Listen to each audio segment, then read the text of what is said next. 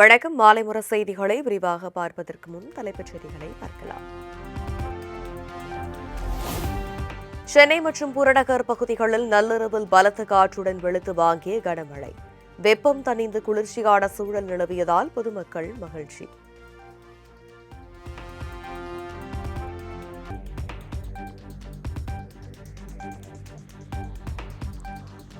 தமிழகத்தில் பல்வேறு பகுதிகளில் வெளுத்து வாங்கிய கனமழை. சாலைகளில் மழைநீர் பெருக்கெடுத்து ஓடியதால் வாகன ஓட்டிகள் அவதி.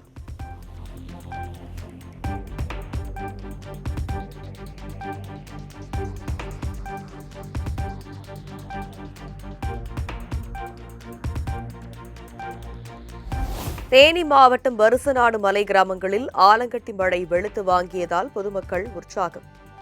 சடசடவென அடித்து நொறுக்கிய ஆலங்கட்டிகளை கைகளில் குவித்து விவசாயிகள் பொதுமக்கள் ஆர்ப்பரிப்பு.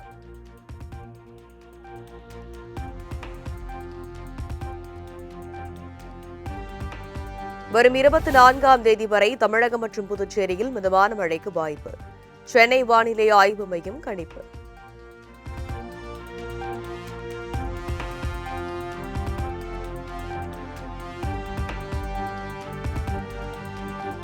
தமிழக பாஜக மேலிட பொறுப்பாளரும் மத்திய அமைச்சருமான பியூஷ் கோயல் இன்று சென்னை வருகை. அதிமுக பாஜக இடையே தொகுதி பங்கீடு ஒப்பந்தம் கையெழுத்தாக உள்ளதாக தகவல்.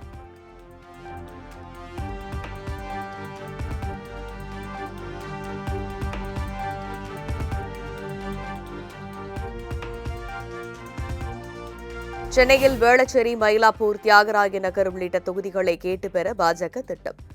அதிமுக கூட்டணியில் குறைந்தது 30 தொகுதிகளை கேட்டு பெறுவதில் பாஜக உறுதியாக இருப்பதாகவும் தகவல்.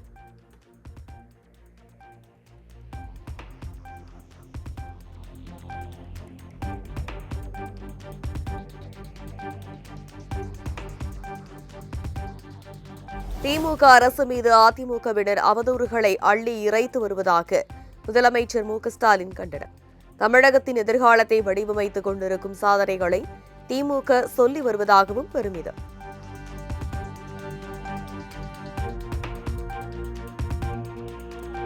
திமுக சார்பில் நடைபெற்ற வேட்பாளர் நேர்காணலில் பங்கேற்பதற்காக அண்ணா அறிவாலயம் வந்த ஓ பன்னீர்செல்வம் தேனி மாவட்டம் போடி, ஆண்டிப்பட்டியில் போட்டியிட விருப்ப மனு அளித்த நிலையில் திமுக தலைவர் மு.க.ஸ்டாலின் நேர்காணல்.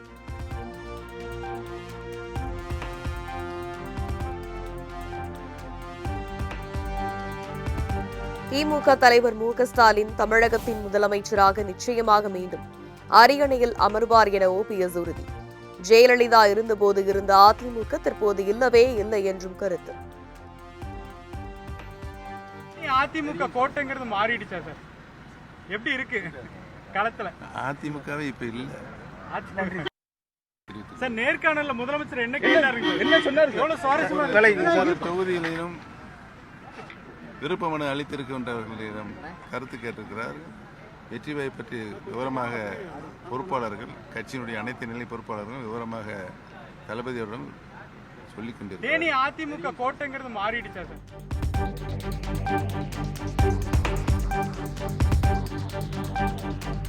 தாவேக சார்பில் மாமல்லபுரத்தில் நடந்த இஃப்தார் நோன்பு நிகழ்ச்சியில் விஜய் பங்கேற்பு. தாவேக இஃப்தார் நோன்பில் 1000 பேருக்கு மட்டுமே அனுமதி. مالك يوم الدين إياك نعبد وإياك نستعين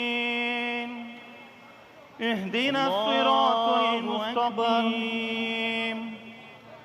صراط الذين أنعمت عليهم غير المغضوب.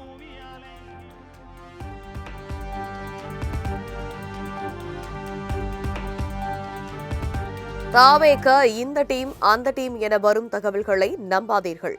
நாம் பீப்புள் டீம் என மாமல்லபுரம் இஃப்தார் நோன்பு திறக்கும் நிகழ்ச்சியில் தாவேக தலைவர் விஜய் பேச்சு. நம்மளை பற்றி நிறைய சில வதந்திகள், அந்த டீம் இந்த டீம் அப்படிலாம் சொல்லிக்கிட்டு இருக்காங்க இல்லையா? ஆனால் இவர் எந்த டீமும் கிடையாது, மக்களுடைய டீம்,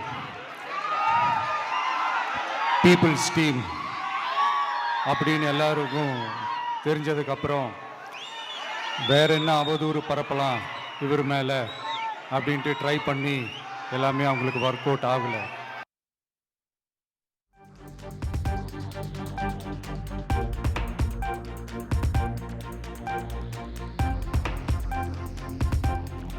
மதச்சார்பற்ற கொள்கையில் எந்த சமரசமும் இல்லை. இஸ்லாமிய மக்கள் மத்தியில் தாவேக தலைவர் விஜய் திட்டவட்டம்.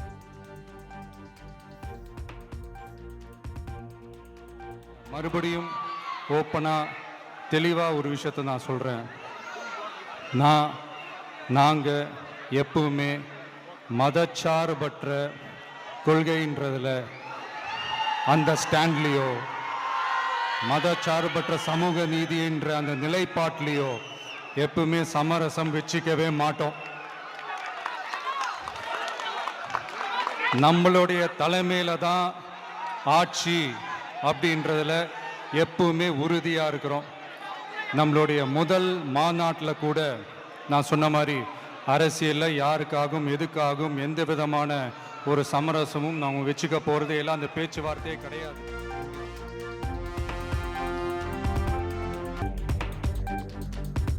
சென்னையில் வரும் 23ஆம் தேதி தேமுதிக மாவட்ட செயலாளர்கள் கூட்டம் நடைபெறும் என பிரேமலதா விஜயகாந்த் அறிவிப்பு.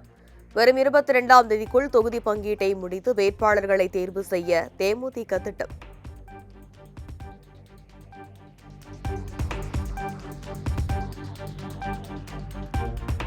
நாம் தமிழர் கட்சியின் தேர்தல் அறிக்கையை இன்று வெளியிடுகிறார் அக்கட்சியின் தலைமை ஒருங்கிணைப்பாளர் சீமான். விவசாயத்துறை வளர்ச்சி மற்றும் வேலைவாய்ப்பை உருவாக்குவது குறித்த முக்கிய அம்சங்கள் இடம்பெறும் என்று எதிர்பார்ப்பு.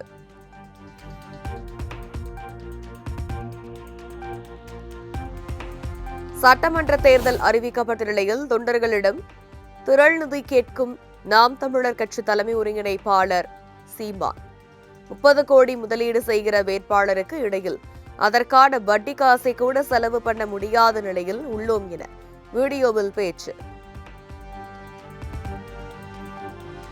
எப்போதும் போல எமது மக்கள் ஒவ்வொரு தேர்தலிலும் தங்களால் இயன்ற நிதியை கொடுத்து எங்களை வலிமைப்படுத்தி இருக்கிறீர்கள். இம்முறையும் மக்களிடமிருந்து மக்களுக்காக வந்த பிள்ளைகளுக்கு எங்கள் பெற்றோர்கள், எங்கள் உடன் பிறந்தவர்கள் இனமாகவும் பணமாகவும் வலிமையாகவும் வளமையாகவும் நீங்களே நின்றிருக்கிறீர்கள். இம்முறையும் நிற்பீர்கள் என்று உங்கள் பிள்ளைகள் அன்போடு கேட்கிறோம். திரள் நிதி திரட்சி என்ற அந்த வழியின் வாயிலாக உங்களால் இயன்ற உதவியை செய்து உங்கள் பிள்ளைகளின் கைகளை வலிமைப்படுத்தி விடுங்கள்.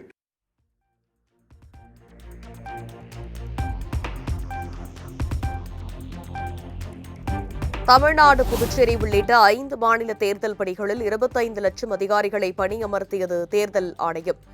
மொத்தம் 1111 மத்திய பார்வையாளர்கள் பணியமர்த்தப்பட்டுள்ளதாகவும் அறிவிப்பு.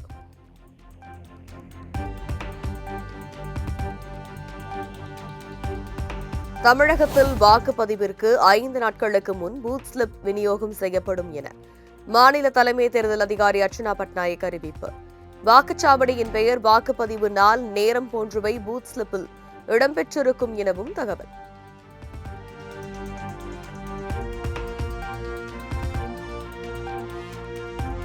புதுச்சேரி மற்றும் காரைக்காலில் நேற்று ஒரே நாளில் 12 பேர் வேட்புமனு தாக்கல். திமுக சார்பில் 3 பேர், காங்கிரஸ் சார்பில் 1 உட்பட 12 பேர் வேட்புமனு தாக்கல்.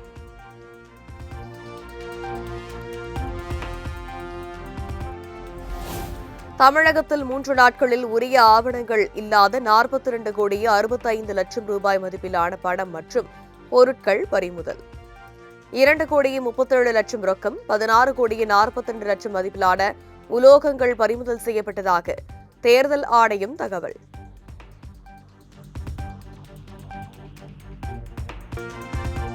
தெலுங்கு வருட பிறப்பை முன்னிட்டு முதலமைச்சர் மு.க.ஸ்டாலின் உகாதி திருநாள் வாழ்த்து. தென் மாநில மக்கள் அனைவரும் ஒற்றுமையாக செயல்பட்டு ஹிந்தி ஆதிக்கத்தையும் திணிப்பையும் வீழ்த்துவோம் என்றும் அறிக்கை.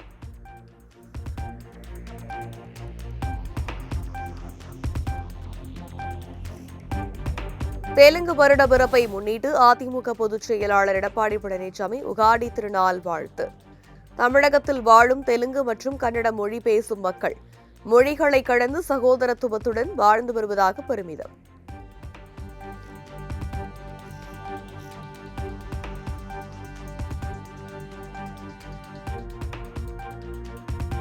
ரம்ஜான் பண்டிகை மற்றும் வார விடுமுறையை ஒட்டி தமிழகம் முழுவதும் 1212 சிறப்பு பேருந்துகள் இயக்கம். பொதுமக்களின் வசதிக்காக அரசு போக்குவரத்து கழகம் அறிவிப்பு.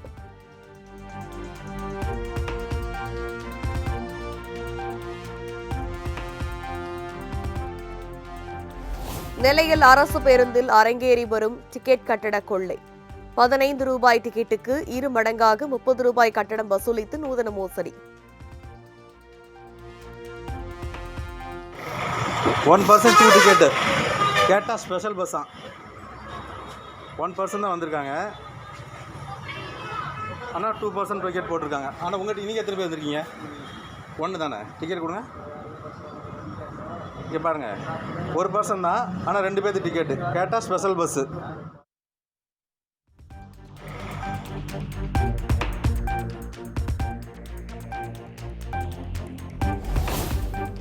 கொல்லங்கோடு பத்ரகாளியம்மன் கோவிலில் பச்சிளம் குழந்தைகளை கைகளில் ஏந்தி தூக்க வில்லில் எடுத்து செல்லும் தூக்கக்காரர்களி நமஸ்கார நிகழ்ச்சி. 1 வார காலம் விரதமிருக்கும் தூக்கக்காரர்கள் கோயிலில் முட்டுக்குத்தி நமஸ்காரம் உள்ளிட்ட உடல் பயிற்சிகள் செய்து வழிபாடு.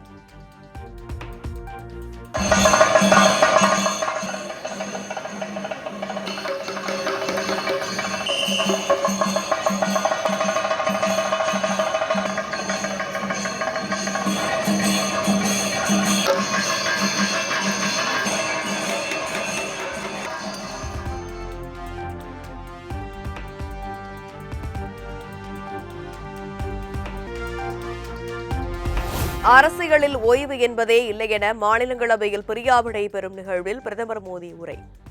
கார்கே, சரத்பவார், தேவகவுடா ஆகியோர் தங்கள் வயதில் அதிக நாட்களை பொது வாழ்விற்கு அர்ப்பணித்துள்ளதாக நிகழ்ச்சி.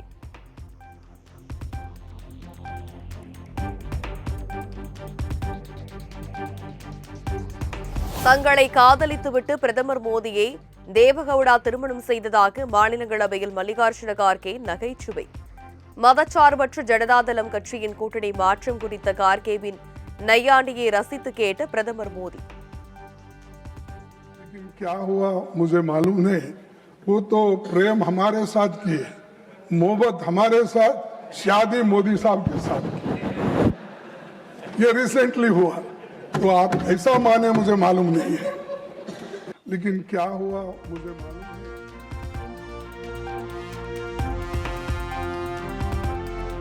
காங்கிரஸ் கட்சியுடன் கட்டாய திருமண உறவில்தான் இருந்தேன். நான் அவர்களை கைவிடவில்லை. அவர்கள் விலகி சென்றதால் விவாகரத்து செய்ய வேண்டிய நிலைக்கு தள்ளப்பட்டதாக தேவேகவுடா பதிலடி.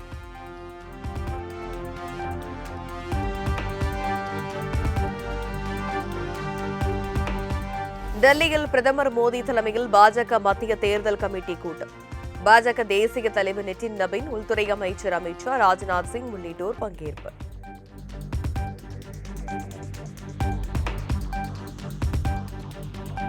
$80,000 மெட்ரிக் டன் கச்சா எண்ணெயுடன் குஜராத் மாநிலம் முந்த்ரா துறைமுகத்தை வந்தடைந்தது ஜாக் லடாக்கி கப்பல்.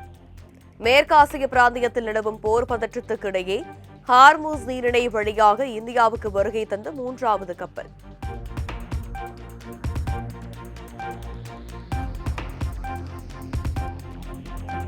நாட்டில் பெட்ரோல் டீசலுக்கு தட்டுப்பாடு இல்லை. விற்பனை நிலையங்களில் போதுமான அளவு கையிருப்பில் உள்ளதாக மத்திய அரசு உறுதி.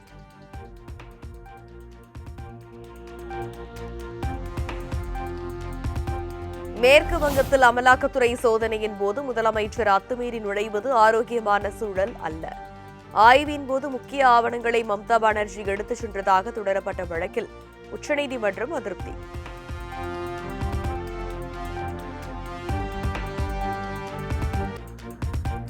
மதுரையில் நடைபெற்ற மாநில அளவிலான வில்வித்தை போட்டி.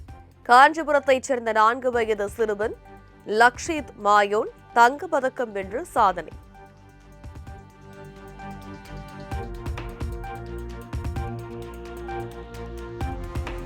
ஹைதராபாத் அணியின் இடைக்கால கேப்டனாக இஷான் கிஷனும் துணை கேப்டனாக அபிஷேக் சர்மாவும் நியமனம். அணி தலைவர் பேட் கமின்ஸ் காயத்திலிருந்து குணமடைந்து வரும் நிலையில் சன்ரைசர்ஸ் அணி நிர்வாகம் நடவடிக்கை.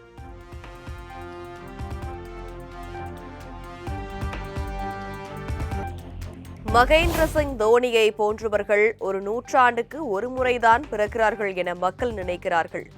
அவர் கோலி, ரோஹித் மற்றும் என்னையும் உருவாக்கினார் என இந்திய கிரிக்கெட் அணியின் முன்னாள் வீரர் சுரேஷ் ரெய்னா உருக்கம்.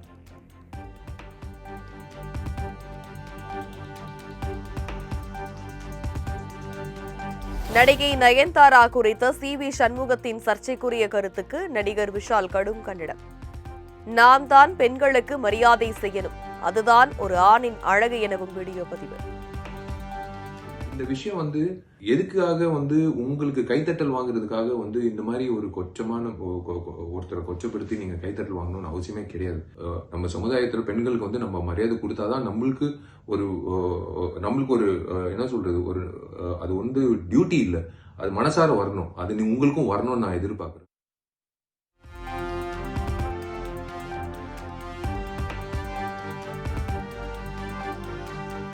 நடிகர் விஜயை மலையாள சினிமாவுக்கு கடத்திச் சென்று விடுவேன் என விருது வழங்கும் விழாவில் லப்பர் பந்து பட நடிகை ஸ்வாசிகா பேச்சு. மலையாள சினிமாவில் நடிகர் விஜயை கொண்டாடுவோம் என ஸ்வாசிகா பேச ரசிகர்கள் கைத்தட்டல்களால் அதிர்ந்த அரங்கம். தமிழ் சினிமால இருந்து மலையாளம் சினிமாக்கு ஒரு ஆக்டர் நீங்க தூக்கிட்டு போடணும்னா அது யாராக இருக்கும்? விஜய் சார்.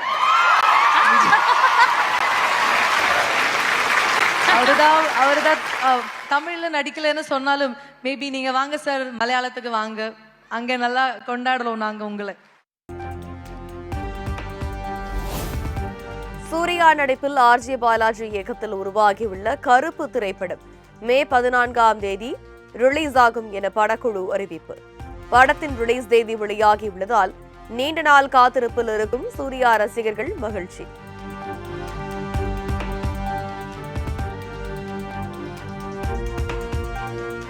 பிரதீப் ரங்கநாதன் நடிப்பில் விக்னேஷ் சிவன் இயக்கியுள்ள லவ் இன்சூரன்ஸ் கம்பெனி திரைப்படம் ஏப்ரல் 3ஆம் தேதி ரிலீஸ், படக்குழு அறிவிப்பு.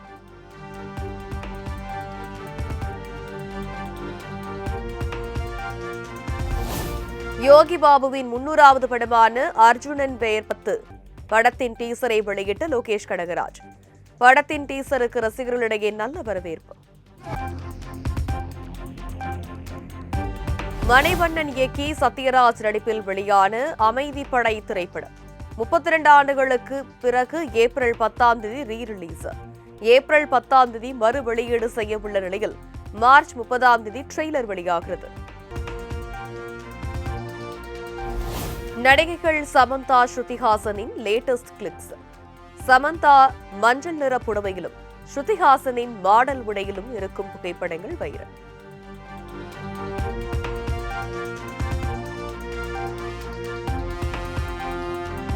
உலகம் முழுவதும் எக்ஸ்தலம் முடங்கியதால் இணையவாசிகள் பரிதவிப்பு. தொழில்நுட்ப கோளாறு காரணமாக முடங்கிய நிலையில் ஒரு சில நிமிடங்களிலேயே மீண்டும் பயன்பாட்டுக்கு வந்தது.